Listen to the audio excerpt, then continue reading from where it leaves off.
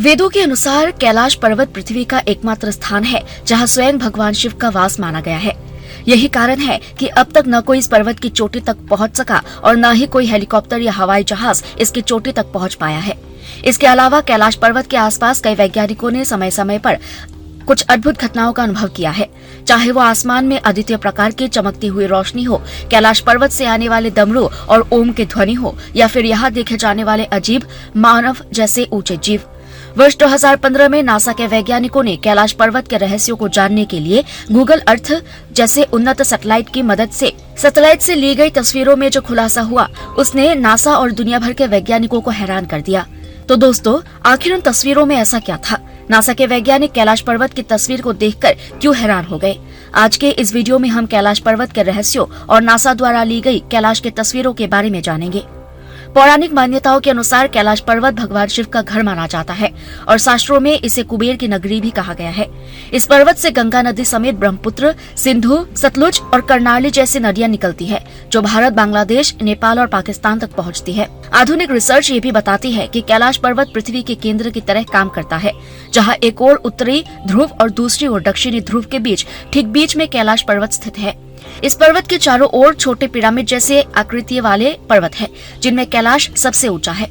1962 से पहले कैलाश पर्वत भारत सरकार और भारतीय सेना के नियंत्रण में था, लेकिन आजादी के बाद आर्थिक कमजोरी और चीन के हमले के कारण भारत कैलाश पर्वत सहित कई हिमालयी श्रृंखलाओं को खो बैठा। कैलाश पर्वत के रहस्यों को लेकर उस समय भी काफी चर्चा थी और कई वैज्ञानिकों का मानना था कि इस पर्वत में कीमती संसाधन छिपे हो सकते हैं। चीन ने इस पर्वत पर चढ़ाई करने और खोज करने की कोशिश की, परंतु उसकी ये कोशिश भी असफल रही। 2001 में चीन ने स्पेन और रूस से कुछ वैज्ञानिकों के साथ मिलकर दोबारा कैलाश पर चढ़ने की कोशिश की, लेकिन वो भी नाकाम रही। इस दौरान एक वैज्ञानिक कर्नल RC विल्सन ने बताया कि जैसे ही वे चढ़ाई कर रहे थे, अचानक मौसम बदल गया, बर्फबारी शुरू हो गई और आगे का रास्ता बंद हो गया। रूस के कुछ रिसर्चर्स ने भी कैलाश पर चढ़ने की कोशिश की, लेकिन उन्हें भी निराशा ही मिली। उनके अनुसार चढ़ाई के समय उन्हें ऐसा लगा मानो किसी ने उन्हें मना कर दिया हो। कैलाश पर्वत के चारों ओर एक अनजानी शक्ति का प्रभाव महसूस किया गया है। रूस के वैज्ञानिकों ने तिब्बत के धर्म गुरुओं से चर्चा के दौरान जाना कि पर्वत के चारों ओर एक अदृश्य शक्ति का प्रवाह है जिससे कोई यहाँ चढ़ नहीं सकता। यहाँ के तपस्वी कहते हैं कि पर्वत के चारों ओर कुछ अदृश्य शक्ति है जो इसे सुरक्षा प्रदान करती है। कैलाश पर चढ़ने की कोशिश में कई लोगों की जान जा चुकी है और ये भी माना जाता है कि पर्वत के आसपास यति नामक बड़े आकार के जीव भी दिखाई दिए हैं। ये जीव मानो किसी खास शक्ति की रक्षा कर रहे हैं। 2000 के बाद चीन ने कैलाश पर्वत पर चढ़ाई पर प्रतिबंध लगा दिया, जिससे इसके रहस्यों की चर्चा और बढ़ गई।